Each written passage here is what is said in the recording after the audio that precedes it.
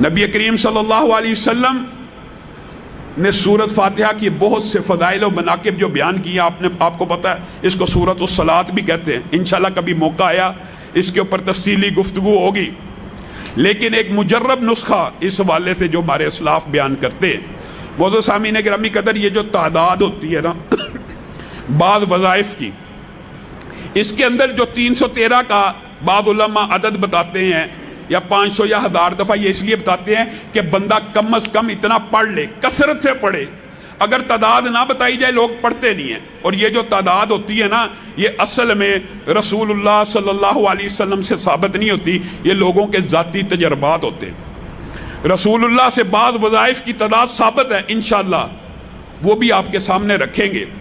سورت فاتحہ کے بارے میں ایک بڑا مجرب جو نسخہ ہے وہ آپ کو بتانا چاہتا ہوں۔ حافظ محمد گوندلوی صاحب رحمہ اللہ اور ہمارے اسلاف بیان کرتے ہیں کہ انسان کسی موذی مرض کا شکار ہو جائے، کسی بیماری کا شکار ہو جائے، تو اس کو چاہیے یا تو سورت فاتحہ کو 7 مرتبہ پڑھا کرے، 7 مرتبہ پڑھا کرے، یا سورت فاتحہ اکیلی کو 41 مرتبہ پڑھا اور اس کا دم کیا کرے، کہ پانی کے اوپر پڑھ کے یا اپنے اوپر براہ راست اس کا دم کر لیا کرے۔ یہ دونوں مجرب ترین وظیفے ہیں۔ اور مولانا عبدالستار حماد جو مفتی اعظم ہیں اہل حدیث کے، وہ خود بیان کرتے ہیں میں نے اپنی بیماری کے اندر سورت فاتحہ 7 مرتبہ، یہ بھی نوٹ کر لیں، سورت بقرہ کی پہلی 5 آیات 7 مرتبہ، آیت الکرسی 7 مرتبہ، اور چاروں کل آخری 7 مرتبہ پڑھے ہیں۔ میں نے آج تک کوئی گولی اور دوائی ڈاکٹروں کی نہیں لی۔ بزرگ ہو گئے، بزرگ، انہوں نے اپنی ہر بیماری کا علاج، جس طرح میرا اور آپ کا اعتماد دنیاوی دوائیوں کے اوپر اور حکماء کے اوپر ہوتا ہے نا، جن لوگوں کا توکل اللہ کے اوپر ایسا مضبوط ہو، جس طرح ہمارے شیخ عبدالستار حماد صاحب کا ہے، ان کو پھر ڈاکٹروں کی دوائیوں کی ضرورت نہیں رہتی۔ وہ خود بیان کرتے ہیں میں نے کبھی دوائی کھائی ہی نہیں، میں صرف یہ 7 چیزیں 7 مرتبہ پڑھتا ہوں، اللہ تعالیٰ مجھے ہر بیماری میں شفا دے دیتا۔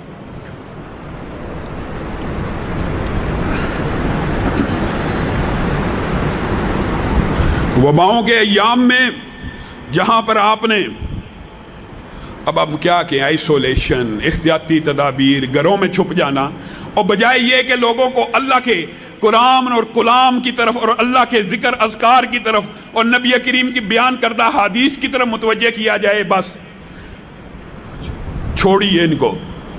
اعوذ بکلمۃ اللہ التامات من شر ما خلق، جو بندہ 3 مرتبہ پڑھتا ہے اس میں اللہ کے کلمات کی پناہ میں آ جاتا ہے۔ نبی کریم کی صحیح حدیث ہے جو 3 مرتبہ پڑھتا ہے اللہ تعالیٰ اسے نقصان نہیں پہنچاتا جب تک وہ اپنی وہ جگہ تبدیل نہ کر لے۔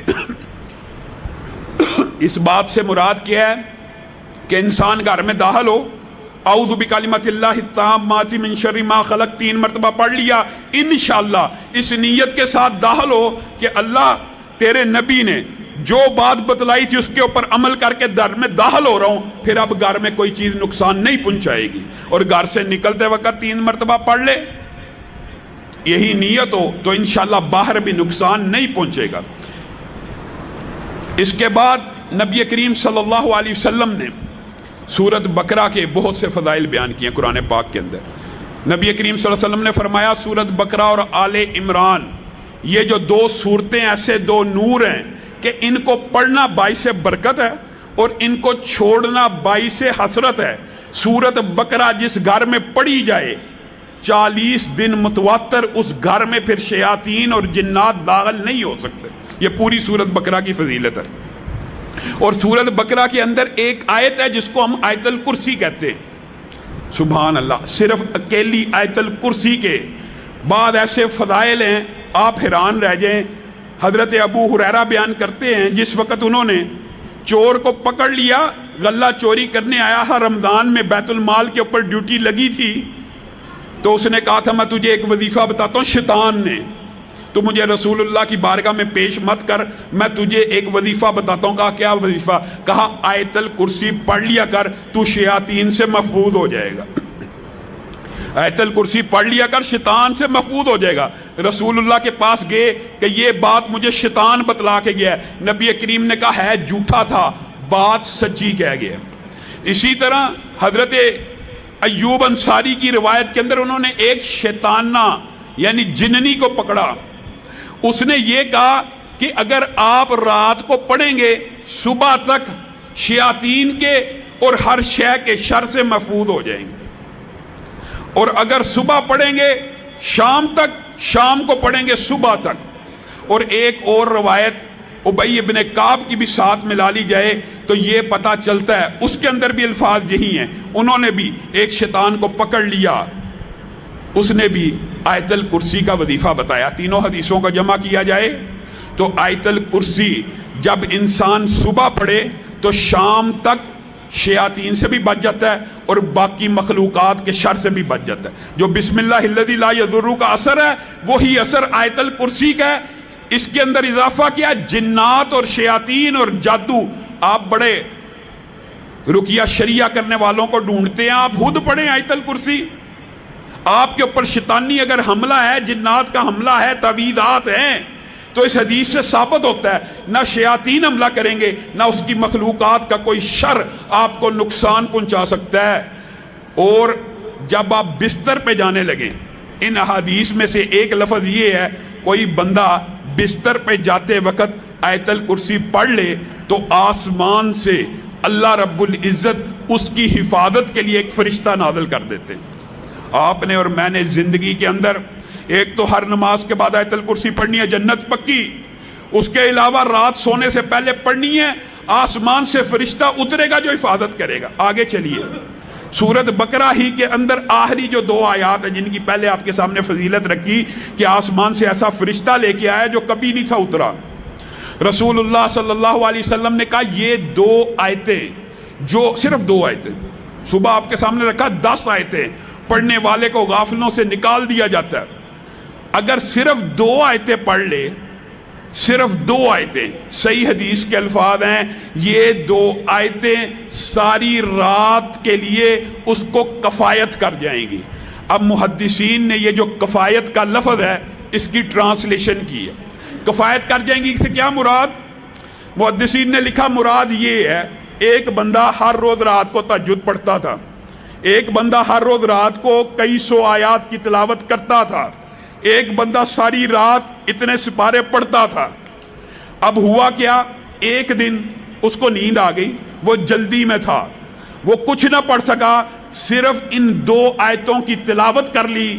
یہ آیتیں اس کو کفایت کر گئیں کہ اس کے نامہ اعمال میں ساری رات کا قیام لکھ دیا جائے گا, جتنے وہ سپارے پڑھتا تھا لکھ دیے جائیں گے, جتنا وہ عمل کرتا تھا لکھ دیا جائے گا.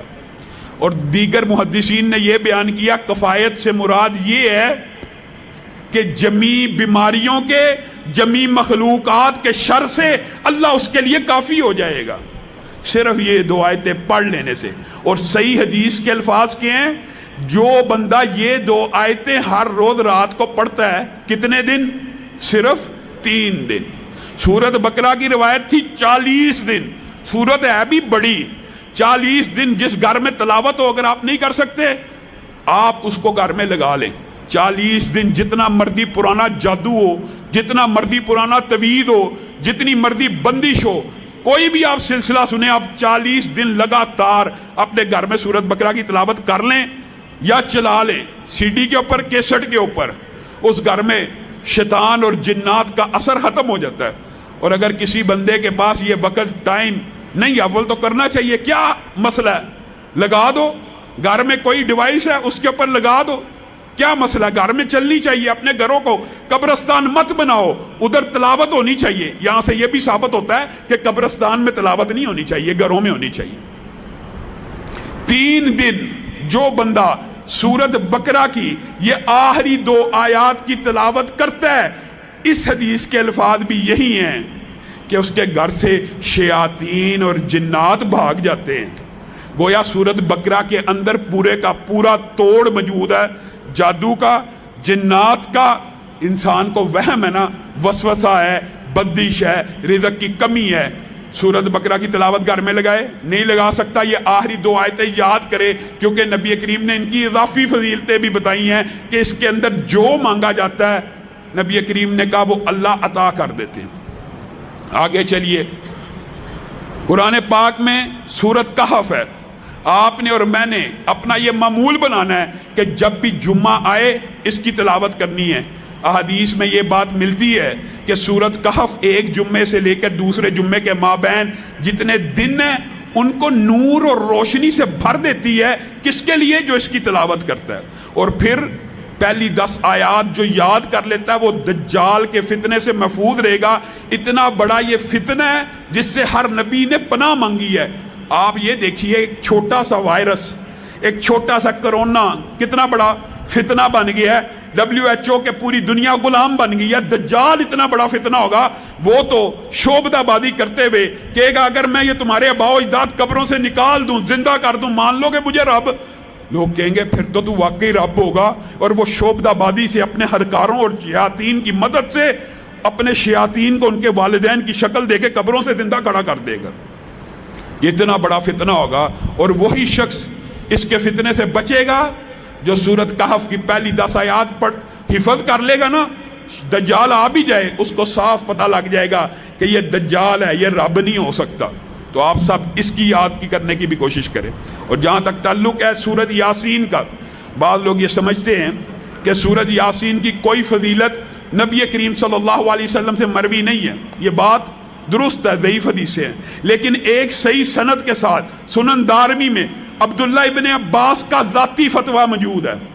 اور جب کوئی صحابی کسی ثواب کے بارے میں ذاتی فتویٰ دینا، وہ حکماً مرفوع ہوتا ہے۔ اس بات کا کیا مطلب ہے؟ اس بات کا مطلب ہوتا ہے صحابی اپنی طرف سے کسی صورت کی فضیلت اور منقبت بیان نہیں کرتا، اس نے لا محالہ یقینی طور پہ رسول اللہ سے سنی ہوتی ہے، بس وہ اس بات کو رسول اللہ سے منسوب نہیں کر رہا، وہ خود بیان کرنا شروع ہو گیا۔ اس کو جس بھی وجہ سے، اس نے کیا وجہ ہے کہ رسول اللہ کی طرف منسوب نہیں کی، یہ اللہ جانتا ہے۔ لیکن جب عبداللہ ابن عباس کہتے ہیں کہ سورۃ یاسین صبح پڑھنے والا شام تک اس کی برکات اور اللہ کی برکتوں میں گھر جاتا ہے، اور شام کو پڑھنے والا صبح تک اللہ کی برکتوں میں آ جاتا ہے، تو یہ حدیث، یہ روایت حکماً مرفوع ہو جاتی ہے۔ صحابہ اپنی طرف سے کسی عمل کا فضیلت اور اجر و ثواب نہیں بیان کرتے۔ اسی طرح بعض محدثین نے بیماریوں کے حوالے سے لوگ سوال کرتے ہیں، جو ڈپریشن ہے، جو انگزائٹی ہے، جس بندے کو نیند نہیں آتی، جو بندہ ساری رات بے چین رہتا ہے، اسلاف نے یہ بات بتلائی ہے، اس کے لیے بہترین سورت نبا ہے۔ اما یتساءلون، یہ سورت پڑھے، اس سورت کو پڑھنا شروع کرے، اگر نیند نہیں آ رہی، نیند آنا شروع ہو جائے گی۔ اللہ رب العزت نے اس کے اندر یہ تاثیر رکھی ہے۔ سورتوں کے اور بہت فضائل ہیں، میں مختصر کر کے آپ کے سامنے رکھ رہا ہوں۔ اور سورت رحمان کے حوالے سے یہ تجربہ، جتنے موذی امراض ہیں اس کے اوپر سورت رحمان کا دم کیا جائے، یا بندہ تلاوت کرنا شروع کرے یا سننا شروع کر دے، اللہ تعالیٰ اس کو شفا دیتا ہے۔ اور جو چاروں کل ہے نا آخری، ان میں سے کل یا ایھا الکافرون اکیلے کی فضیلت کیا ہے؟ ایک مرتبہ پڑھنا۔ جس طرح قل هو اللہ 3 دفعہ پڑھنے سے پورے قرآن کا ثواب ہے، قل یا ایھا الکافرون 4 مرتبہ پڑھنے سے انسان کو پورے قرآن کا ثواب مل جاتا۔ قل هو اللہ پڑھیے 3 دفعہ، بلکہ 10 مرتبہ پڑھیے، جنت میں محل بھی بنے گا، 3 سے اوپر قرآن پڑھنے کا ثواب بھی ملے گا۔ قل یا ایھا الکافرون 4 مرتبہ پڑھیے۔ یہ رمضان کی راتیں، ان کو ضائع مت کیجئے، یہ آخری عشرہ ہے، یہ فضائل ہیں، یہ ثواب کمانے کا سیزن ہے۔ بے شک قرآن کتاب ہدایت ہے، روشن ہدایت کے لیے، دستور کے لیے، آئین کے لیے، نظام کے لیے، نفاذ کے لیے، لیکن اس سے ثواب بھی حاصل کیا جا سکتا ہے۔ 4 مرتبہ قل یا ایھا الکافرون پڑھیے، 3 مرتبہ قل هو اللہ احد پڑھیے، اس کے بعد جو آخری معوذتین جن کو کہتے ہیں، قل اعوذ برب الناس اور قل اعوذ برب الفلق، یہ بڑے مجرب ہیں۔ پھر وہی بات، جو بندہ جادو میں ہے، جنات میں ہے، کسی بھی قسم کے ان وسوسوں، وہم و شیطانی کسی بھی قسم کے وسوسے کے اندر پھنس جاتا ہے، یا اس کے بعد لوگوں نے یہ بھی بات اس بارے میں تجربہ بتلایا ہے کہ جن لوگوں کو شیطانی خیالات زیادہ آتے ہوں، یعنی جو راہ ہدایت سے خود محسوس کرتے ہوں کہ ہم اللہ سے توبہ کرتے ہیں، پھر ہمارے اندر گناہ کی خواہش پیدا ہو جاتی ہے، وہ کیا کیا کریں؟ وہ یہ دونوں کل کثرت سے پڑھا کریں، اللہ تعالیٰ ان کی عبادت میں ایسی لذت پیدا کرے گا کہ وہ گناہوں سے دور ہو جائیں گے۔ تو ہمیں یہ کل پڑھنے چاہیے. خود رسول اللہ صلی اللہ علیہ وسلم کے لیے یہ اترے اور رسول اللہ صلی اللہ علیہ وسلم نے اپنا علاج ان دونوں کلوں کو پڑھ کے کیا تھا.